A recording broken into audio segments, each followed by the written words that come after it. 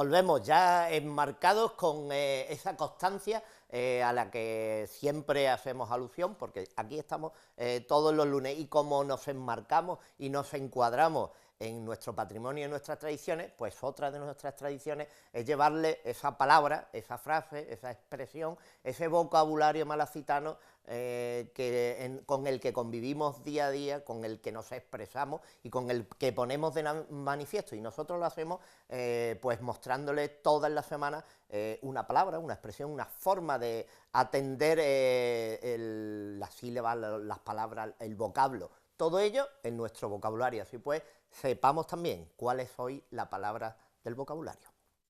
Evidentemente, si decimos tenis, nos estamos refiriendo al deporte que, jugado con raquetas, se juega en pista rectangular, siendo además uno de los deportes que más triunfos y satisfacciones ha dado a España.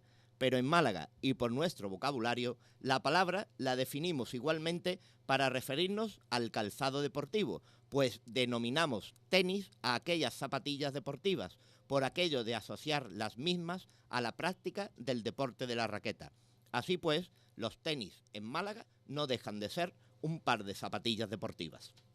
Lo de zapatillas deportivas no lo hemos dicho en la vida nosotros, pero bueno, es tenis en el día de hoy. Lo que sí hemos dicho y hemos visto a lo largo de nuestra vida, porque cuando pasamos por el centro les decíamos que hay espacios donde asociamos a determinadas connotaciones, tanto arquitectónicas, escultóricas, históricas o presenciales de nuestra propia vida. Pues hay una connotación artística expositiva que se asocia a un espacio como el de calle Granada peatonal, junto con Niño de Guevara, en la antigua calle San José, también donde se ubica la Galería Benedito y de la que estamos hablando a través de sus exposiciones, de sus artistas, de esa familia que conforma todo y cada uno de los que se adscriben a ese fondo de arte que tiene la Galería Benedito. Y lo hacíamos con la directora de la misma galería, que no es otra, que es Eugenia Sánchez Benedicto.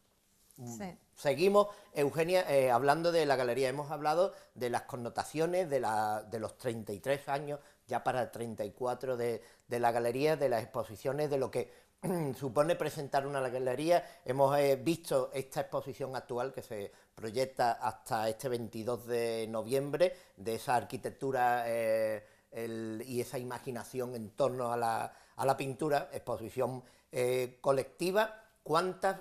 Bueno, son más de 600 las exposiciones que lleváis a lo largo de estos 33 años, que ya son, ¿no? Sí, son muchísimas, son muchísimas. La verdad que no sé decirte ahora mismo el número exacto que llevamos, pero sí, son 600 y pico. Y al final, ahora hacemos algunas menos a lo largo del año por la ampliación en el número de semanas de cada exposición. Y hacemos las individuales y luego hacemos normalmente dos colectivas, la del tema pictórico y luego el final de temporada es una exposición de pequeño formato, que normalmente no es un formato que los pintores trabajen en sus individuales, que la gente hay veces, bueno ya no porque llevamos 20 años haciendo esta exposición, pero al principio la gente pensaba que era como unos restos o bien obras del fondo de galería o bien restos de exposición individual, y no, son obras que están expresamente hechas en ese formato exclusivo con unas medidas cerradas para lo mismo, para que intentar que también ahí se baja el precio de la obra y hay gente que pueda acceder a determinados artistas que en un cuadro medio no podrían, y también para poder tener diversidad de artistas en tu propia casa con cuadros un poco más pequeños. Claro, porque comentábamos nosotros antes de entrar, evidentemente estamos viendo imágenes de las diferentes exposiciones que han existido a lo largo de este año.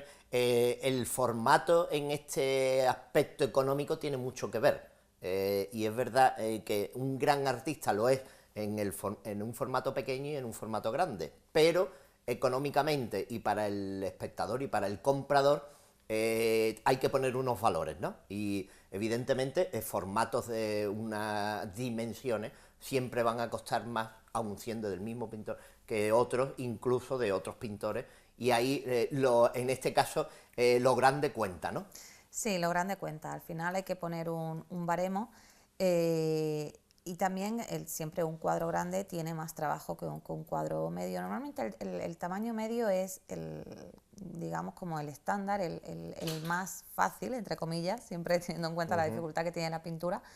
Pero el cuadro pequeño en este caso tienen mucha dificultad. De hecho, yo he tenido pintores, por ejemplo, tengo una pintora, es Svetlana Kalajnik, que ella nunca había hecho tamaño pequeño. Y yo, a base de pedírselo, de ponerla a trabajar, porque ella siempre quería todo grande, porque es donde ella disfruta realmente, y entonces le costaba más trabajo. Y ella se puso y hace unos pequeños formatos espectaculares. Y quizás tienen más trabajo, pero claro, son más baratos. Claro, es que hay pintores que su técnica está muy relacionada con brochazos, con la pintura suelta, y en formato pequeño el pincel cambia, las dimensiones cambian, lo minucioso se hace mucho más evidente y sobre todo la perfección, que en muchos casos no es la forma artística en la que se mueven determinados pintores, como en la que estás haciendo referencia, Exacto. ¿no? Y además que siempre el pequeño formato nuestra posibilidad de pequeño formato, yo siempre lo digo, son grandes temas en tamaño pequeño, porque realmente son cuadros completísimos. No es que diga voy a hacer cualquier cosa, no, es Claro, un y tema. en muchos casos el pequeño formato a lo largo de la historia de la pintura ha quedado o relegado en alguna manera, por decirlo, a ese boceto previo de una gran obra. Y siempre vemos como Picasso tenía bocetos previos de obra, y ya el boceto, por ser de Picasso y por ser esa obra, ha adquirido unas dimensiones económicas tremendas, ¿no? Pero ese pequeño formato es el génesis, la creación primera de cualquier obra, y en muchas ocasiones cuesta más eso, porque ahí está la idea, que después la Exacto. realización.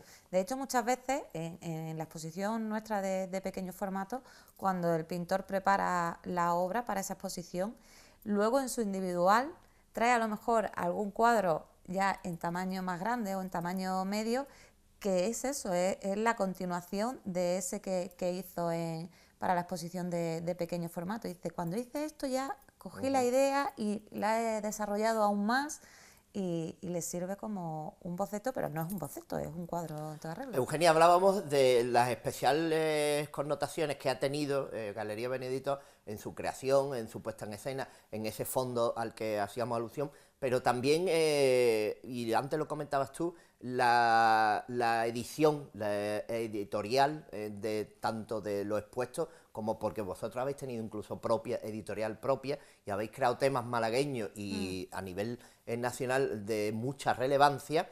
Habéis tenido dos editoriales, si no recuerdo mal, ¿no? Sí, la primera fue Boastro y después Benedito Editores. Y sobre todo Benedito Editores se centra en temas, en personajes que la gran mayoría de la gente no conoce y que han sido muy importantes. Por ejemplo, nosotros, uno de nuestros libros de Benedito Editores con el que empezamos la editorial era sobre la figura de los Gálvez de Macharabiaya, que en aquel momento que No los conocía nadie. no los En conocía Málaga. nadie, o sea, Más allá de los nadie historiadores y tenía ni poco más. idea. Además, yo me acuerdo, yo era pequeña y me acuerdo de mi padre llevarnos a Macharabiaya, contarnos toda la historia con los historiadores, Folguera, con toda esta gente, y hicimos además un libro que se presentó tanto en Málaga como en Estados Unidos y iba traducido en español y en inglés. Y desde ahí luego se ha ido conociendo muchísimo más y dándole la importancia que realmente tiene Bernardo de Galvez. Claro, porque aunque la gente pueda pensar o evidentemente la mayoría de vuestros asociados, de vuestra familia asociada, de vuestros afiliados al arte con Galería Benedito, pueden ser locales, pero hay muchos extranjeros. Porque, por ejemplo, veíamos la noticia de esta exposición en alemán, ¿no? Sí. En estos días, ¿no? Sí, la verdad tenemos muchos clientes extranjeros. tenemos clientes que a lo mejor son de aquí, viven en el extranjero, bueno, muchísimos que viven en España, en otras provincias, pero muchos también que viven en el extranjero, que son malagueños y han salido. Luego, muchos clientes extranjeros que tienen casa aquí en Málaga y pasan determinadas épocas del año en un sitio y en otro, pero también tengo, que eso además a mí me gusta mucho, clientes que han venido de vacaciones, les encanta Málaga, que es maravilloso, y repiten, y cada vez que repiten vienen a vernos. Y eso me encanta, a lo mejor vienen una vez al año y no tienen casa, pero vienen, compran sus cositas, luego se las mandamos y así tengo clientes de Washington, de Estados Unidos, de Gran Bretaña, Alemania, Italia. Claro, vosotros, además estamos hablando de la creación ex professo para las diferentes exposiciones y las diferentes muestras, pero también como en un museo existe un fondo que permanece perenne en ese Exacto. caso en la galería. Sí, porque tienes que tener en cuenta que yo tengo que tener de todo. Entonces, si alguien llega a lo mejor a la galería y la exposición que en ese momento está expuesta, pues quizás ya tiene obra de ese artista, quizás no es su estilo, no le termina de convencer, va buscando otra cosa distinta, yo tengo que ofrecerle para poder satisfacer los gustos de todo el mundo.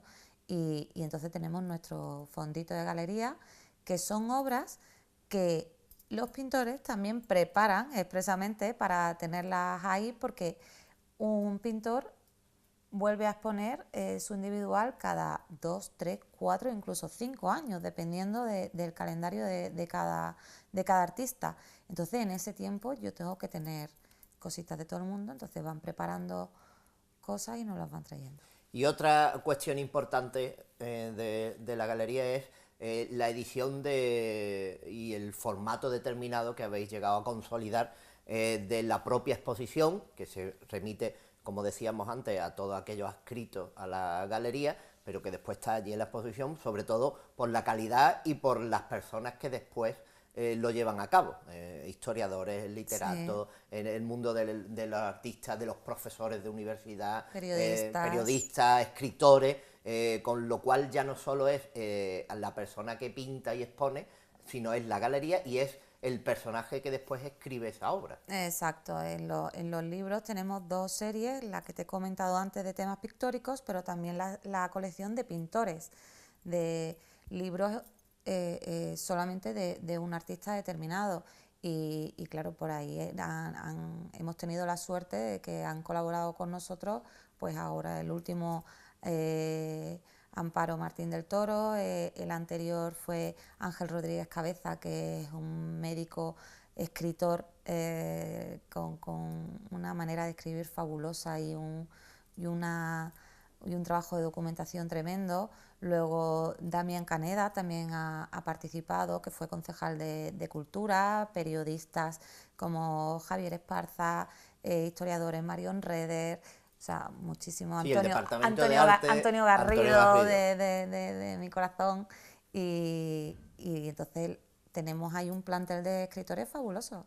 Bueno, y después también ediciones, por ejemplo, anuarios, muchas veces, e incluso almanaques. El almanaque El ya almanaque es famoso. solicitadísimo, por Bueno, bueno, cierto. bueno, bueno. El Pirelli se queda al Arturo Nuevo mucho Sí. con el de Benedito. Entonces, la verdad que sí, la verdad que sí. La gente empieza a preguntarnos, después además de tantísimos años que llevamos ya haciéndolo, nos empiezan a preguntar, pues desde el mes de julio, que cuando, siempre en Navidad. En Navidad es cuando hacemos el almanaque, coincide con la exposición o bien la última del año o la primera del año, dependiendo del calendario. Y la verdad que es muy bonito. Está mal que yo lo diga, pero son unos Es calendarios que preciosos. el almanaque, evidentemente, queda relegado cuando pasan los meses, pero en vuestro caso, hay, y me consta, hay personas que han cogido la lámina de una calidad tremenda, tanto la reproducción como el papel, y la han enmarcado y han Sí. tenido esa pintura que no pueden tener el original, pero han tenido una copia a través de vuestro almanaque. Sí, hay gente que hace eso, pero luego sobre todo la gente lo que le gusta realmente es, además tenemos el almanaque hecho de esa manera, con el espacio para poder anotar el día a día de todo el mundo, todas las tareas que tenemos que hacer. Y entonces lo donde disfrutan es en tenerlo colgado bien en su despacho, en la cocina de casa, y cuando vas a ver el día que es hoy, qué es lo que tengo que hacer, te estás alegrando la vista con los cuadros de esa exposición de ese artista. ¿Siguen vendiendo más o sigue siendo más atractivo los pintores locales? ¿O por el contrario se ha bifurcado mucho la atracción hacia la pintura y no se demanda tanto lo local como el arte en sí? Hombre, lo local siempre tiene su punto a favor de eso, de que es un pintor de la tierra.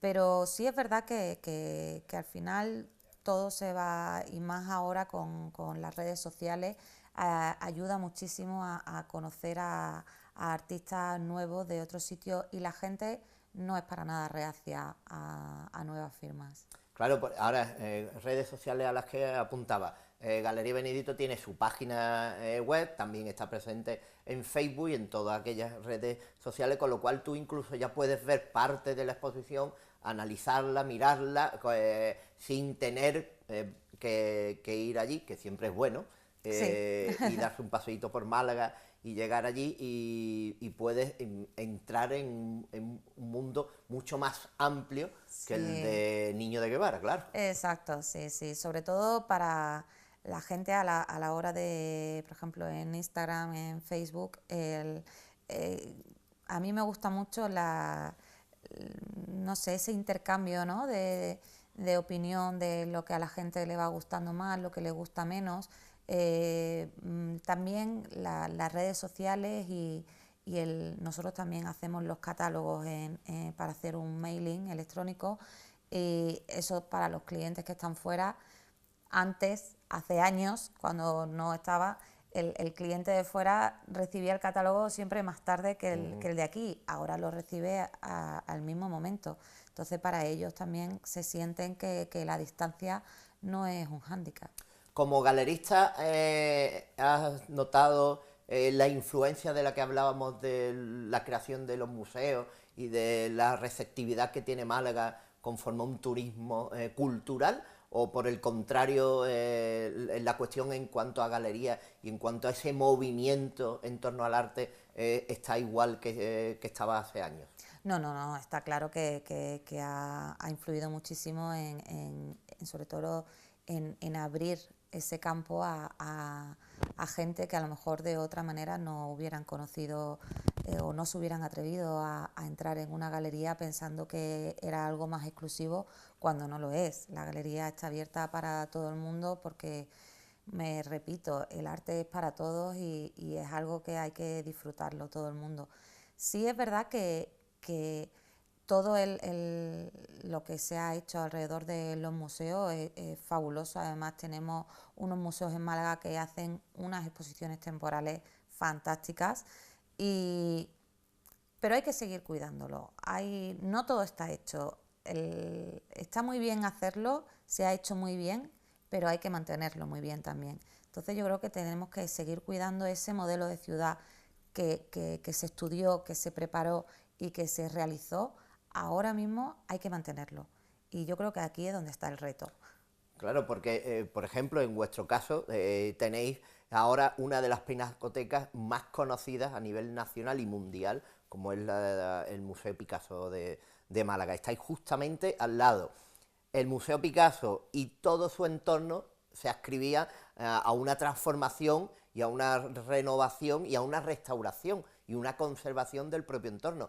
Y en muchas ocasiones la ciudadanía, galerías como la vuestra, artistas, han demandado lo que tú estás ahora comentando. No solo es poner en valor el museo, sino la zona, el entorno, que el que nos visite no solo vaya con los ojos cerrados y entre allí y diga maravilloso, es que el entorno tiene que ser maravilloso y atractivo El también. entorno tiene que ser maravilloso, tiene que ser atractivo, y sobre todo tiene que ser agradable. que es lo más importante. Las calles tienen que ser agradables, las calles tienen que estar cómodas para poder pasear, para poder llegar al Museo Picasso, para poder llegar a la Galería Benedito. Entonces, todo eso es lo que al final hace que la gente vaya descubriendo cosas nuevas. Claro, en Málaga históricamente y a través de los siglos era la ciudad de las 1001 tabernas, con lo cual lo de las 1001 tabernas lo seguimos manteniendo, pero en muchas ocasiones las tabernas se aglomeran y ocupan unos espacios que ocultan otros. Exacto, ocultan otros y más que ocultan, dificultan. Entonces yo creo que la ciudad es para todos, tanto para los negocios externos a la hostelería, pero también para la gente que vive.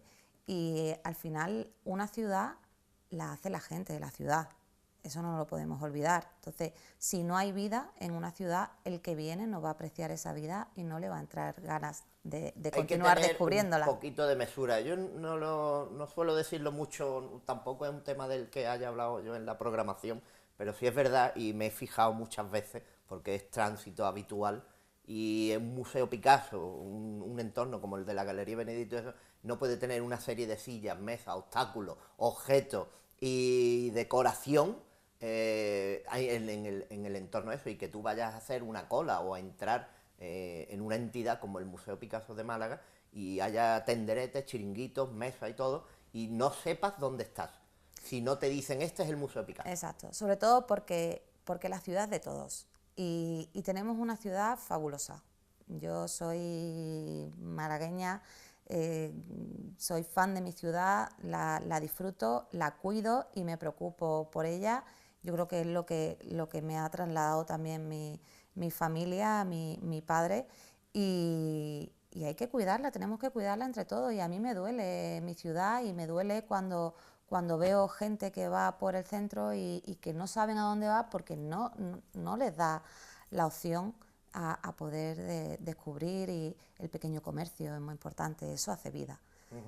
Se nos va el tiempo, es muy rápido y todo. Después de esta colectiva nos adentramos ya en la Navidad prácticamente. Sí, el 22 hacemos el cambio, nosotros siempre hacemos cambio de desmontar y montar en una misma tarde, y el 23 inauguramos una exposición de Luis Romero con su realismo mágico, sus paisajes de Ronda, sus paisajes del Albaicín, con un toque mágico. Y después ya llegamos a la Navidad con Miguel Pedro, que es el que hace el calendario, el almanaque este año que tanta gente está esperando. Pues Eugenia Sánchez Benedito, muchas gracias por acompañarnos, por abrirnos y mostrarnos ese magnífico mundo de la galería y por abrirnos también los ojos a este arte que exponéis y que mantenéis y que cultiváis en Málaga. Muchísimas gracias a vosotros por contar con nosotros. Nosotros volveremos la semana que viene, igual que hoy con Galería Benedito, con otros muchos más temas en este patrimonio y tradiciones, que es eso, nuestra tradición es estar aquí todos los lunes. Hasta la semana que viene. El Ayuntamiento de Río Gordo y Pollo San Juan han patrocinado este programa.